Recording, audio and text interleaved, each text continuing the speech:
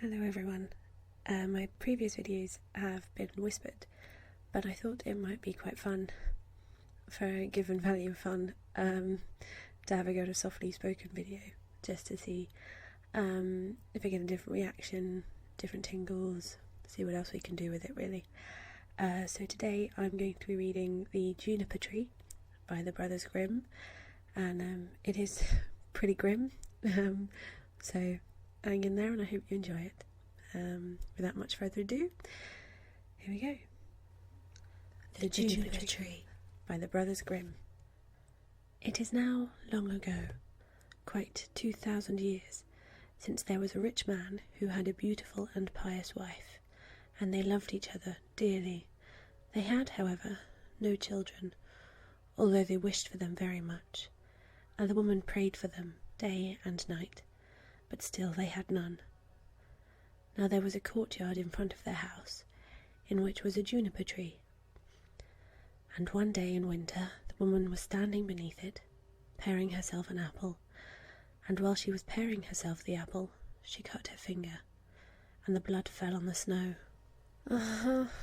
Said the woman, and sighed right heavily, and looked at the blood before her, and was most unhappy. If I had but a child as red as blood, and as white as snow. And while she thus spake, she became quite happy in her mind, and felt just as if that were going to happen. Then she went into the house, and a month went by, and the snow was gone, and 2 months went by, and then everything was green, and 3 months, and then all the flowers came out of the earth, and 4 months, and then all the trees in the wood grew thicker, and the green branches were all closely entwined, and the birds sang, until the wood resounded, and the blossoms fell from the trees. Then the 5th month passed, and she stood under the juniper tree, which smelt so sweetly that her heart leapt, and she fell on her knees, and was beside herself with joy. And when the 6th month was over, the fruit was large and fine, and then she was quite still. And the 7th month she snatched at the juniper berries and ate them greedily. Then she grew sick and sorrowful. Then the 8th month passed, and she called her husband to her, and wept, and said, "If I die, then bury me beneath the juniper tree." Then she was quite comforted and happy until the next month was over, and then she had a child as white as snow and as red as blood, and when she beheld it, she was so delighted that she died. Then her husband buried her beneath the juniper tree, and he began to weep sore. After some time he was more at ease, and though he still wept, he could bear it. And after some time longer, he took another wife. By the second wife he had a daughter, but the first wife's child was a little son, and he was as red as blood and as white as snow. When the woman looked at her daughter, she loved her very much. But then she looked at the little boy, and it seemed to cut her to the heart, for the thought came into her mind that he would always stand in her way, and she was for ever thinking how she could get all the fortune for her daughter, and the evil one filled her mind with this until she was quite wroth with the little boy, and slapped him here and cuffed him there, until the unhappy little child was in continual terror, for when he came out of school he had no peace in any place. One day the woman had gone upstairs to her room, and her little daughter went up too, and said, "Mother, give me an apple." "Yes, my child," said the woman, and gave her a fine apple out of the chest. But the chest had a great heavy lid, with a sharp iron lock. "Mother," said the little daughter, "is brother not to have one too?" This made the woman angry, but she said, "Yes, when he comes out of school." And when she saw from the window that he was coming, it was just as if the devil entered into her, and she snatched at the apple and took it away again from her daughter, and said, "Thou shalt not have one before thy brother." Then she threw the apple into the chest and shut it. Then the little boy came in at the door, and the devil made her say to him kindly, "My son, wilt thou have an apple?" Then she looked wickedly at him. "Mother," said the little boy, "how dreadful you look." "Yes, give me an apple."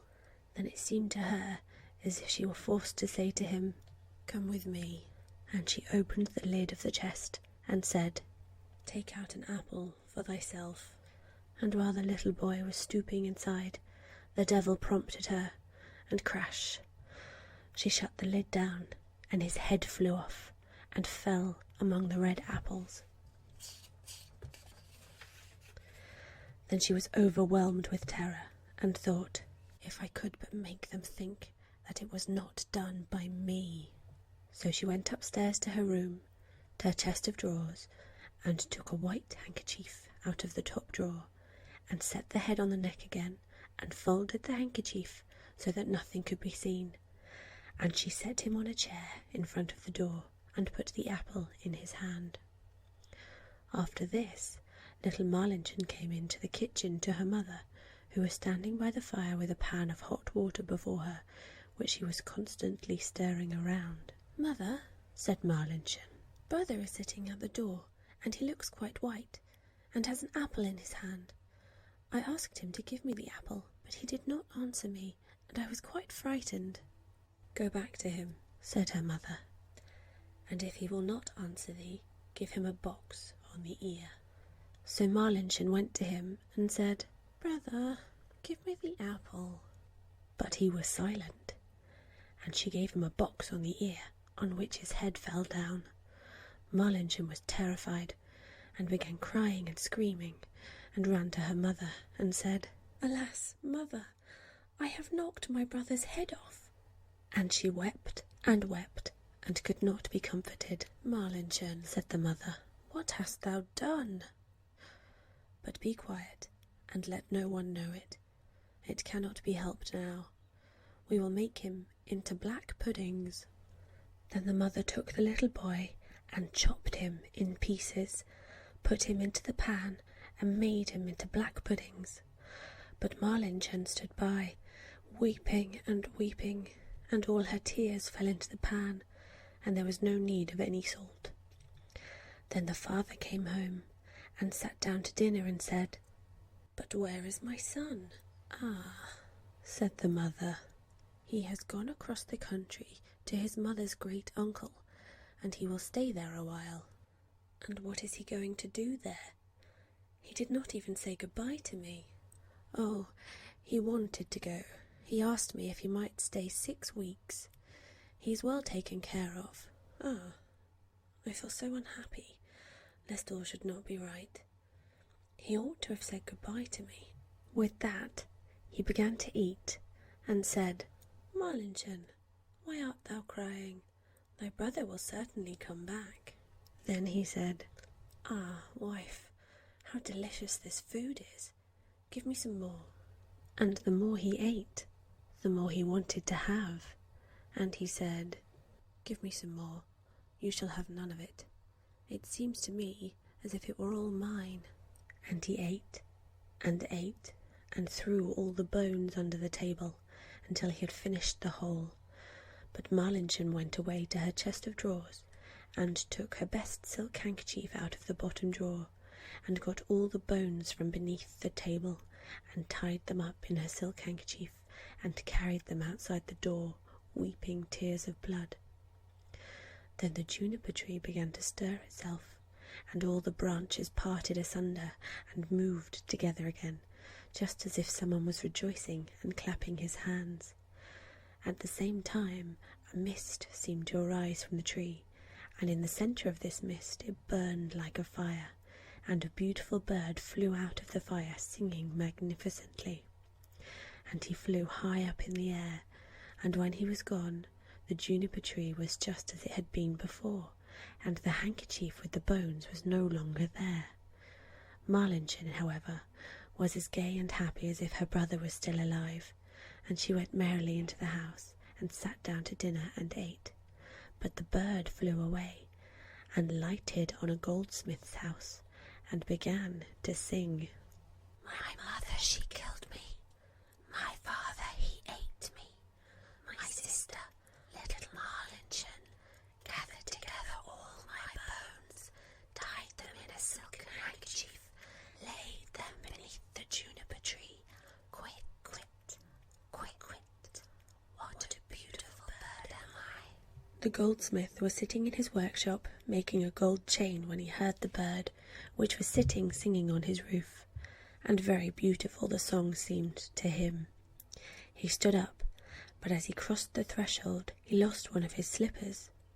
But he went away right up the middle of the street with one shoe on and one sock. He had his apron on, and in one hand he had the gold chain, and in the other the pincers. And the sun was shining brightly on the street. Then he went right on and stood still, and said to the little bird, "Bird, how beautifully thou canst sing! Sing me that piece again." "No, I'll not sing it twice for nothing. Give me the golden chain, and then I will sing it again for thee." There is the golden chain for thee. Now sing me that song again." Then the bird came and took the golden chain in his right claw, and went and sat in front of the goldsmith, and sang, "My mother, she killed me. My father, he ate me. My sister, little Marlinchen, gathered together all my bones, tied them in a silken handkerchief, laid them beneath the juniper tree. Quit, quit, quit, quit. What a beautiful bird am I." Then the bird flew away to a shoemaker, and lighted on his roof, and sang, "My mother, she killed me. My father, he ate me. My sister, little Marlinchen, gathered together all my bones, tied them in a silken handkerchief, laid them beneath the juniper tree. Quit, quit, quit, quit. What a beautiful bird am I." The shoemaker heard that, and ran out of doors in his shirt sleeves, and looked up at his roof, and was forced to hold his hand before his eyes, lest the sun should blind him. "Bird," said he, "how beautifully thou canst sing." Then he called in at his door, "Wife, just come outside. There is a bird. Look at that bird. He just can sing well." Then he called his daughter and children and apprentices, boys and girls, and they all came up the street and looked at the bird, and saw how beautiful he was, and what fine red and green feathers he had, and how like real gold his neck was, and how the eyes in his head shone like stars. "Bird," said the shoemaker, "now sing me that song again." "Nay," said the bird, "I do not sing twice for nothing. Thou must give me something." "Wife," said the man, "go to the garret. Upon the top shelf there stands a pair of red shoes. Bring them down." Then the wife went and bought the shoes. "There, bird," said the man, "now sing me that piece again." Then the bird came and took the shoes in his left claw, and flew back on the roof, and sang, "My mother, she killed me. My father, he ate me. My sister, little Marlinchen, gathered together all my bones, tied them in a silken handkerchief, laid them beneath the juniper tree. Quit, quit, quit, quit. What a beautiful bird am I." And when he had sung the whole, he flew away. In his right claw he had the chain, and the shoes in his left, and he flew far away to a mill. And the mill went Clip, clap, clip, clap. and in the mill sat 20 millers' men, hewing a stone and cutting. Hick, hack, hick, hack, hick, hack. And the mill went, Clip, clap, clip, clap, clip, clap. and then the bird went and sat on a lime tree which stood in the front of the mill, and sang. My mother, she killed me. Then one of them stopped working. My father, he ate me. Then 2 more stopped working and listened to that. My sister, little Marlinchen, Then 4 more stopped. gathered together all my bones, tied them in a silk handkerchief, Now only 8 were hewing, laid them beneath now only 5, the juniper tree. and now only 1. Quit, quit, quit. What a beautiful bird am I. Then the last stopped also, and heard the last words. "Bird," said he, "how beautifully thou singest. Let me too hear that. Sing that once more for me." "Nay," said the bird, I will not sing it twice for nothing. Give me the millstone, and then I will sing it again. Yes, said he, if it belonged to me only, thou shouldst have it. Yes, if he sings again, he shall have it, said the others. Then the bird came down, and the 20 millers all set to work with the beam and raised the stone up, and the bird stuck his neck through the hole and put the stone on just as if it were a collar, and flew on to the tree again and sang. My mother, she killed me. My father, he ate me. My sister, little Marlinchen, gathered together all my bones, tied them in a silken handkerchief, laid them beneath the juniper tree. Quit, quit, quit, quit. What a beautiful bird am I. And when he had done singing, he spread his wings, and in his right claw he had the chain, and in his left the shoes, and round his neck the millstone, and he flew far away to his father's house. In the room sat the father, the mother, and Marlinchen at dinner. And the father said, How light-hearted I feel, how happy I am. Nay, said the mother, I feel so uneasy, just as if a heavy storm were coming.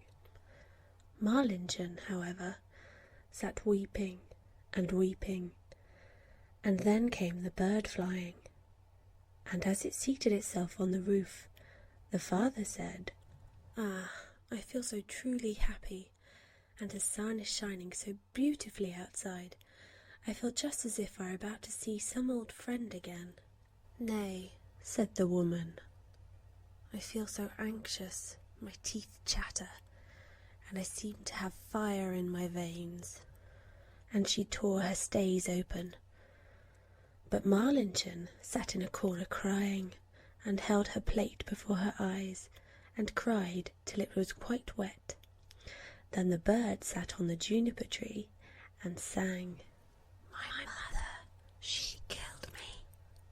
Then the mother stopped her ears and shut her eyes, and would not see or hear. But there was a roaring in her ears, like the most violent storm, and her eyes burnt and flashed like lightning. My father, he ate me. Ah, mother, says the man, what a beautiful bird. He sings so splendidly, and the sun shines so warm, and there is a smell just like cinnamon. My sister, little Marlinchen. Then Marlinchen laid her head on her knees and wept without ceasing. But the man said, I am going out. I must see the bird quite close. Oh, don't go, said the woman. I feel as if the whole house were shaking and on fire. But the man went out and looked at the bird. Gathered together all my bones, tied them in a silken handkerchief, laid them beneath the juniper tree. Quit, quit, quit, quit.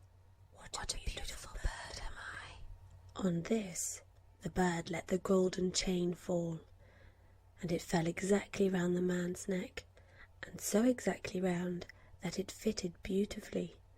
Then he went in and said, Just look at what a fine bird that is, and what a handsome gold chain he has given me, and how pretty he is. But the woman was terrified, and fell down on the floor in the room, and her cap fell off her head. Then the bird sang once more. My mother, she killed me. Would that I were 1,000 feet beneath the earth so as not to hear that. My father, he ate me. Then the woman fell down again, as if dead. My sister, little Marlinchen. Ah, said Marlinchen, I too will go out and see if the bird will give me anything.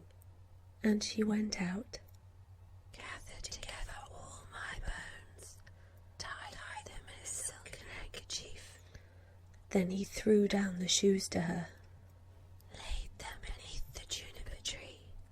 Quit, quit, quit, quit. What a beautiful bird am I. Then she was light-hearted and joyous, and she put on the new red shoes and danced and leapt into the house. "Ah," said she, "I was so sad when I went out, and now I am so light-hearted. That is a splendid bird. He has given me a pair of red shoes." "Well," said the woman, and sprang to her feet, and her hair stood up like flames of fire. "I feel as if the world were coming to an end. I, too, will go out and see if my heart feels lighter."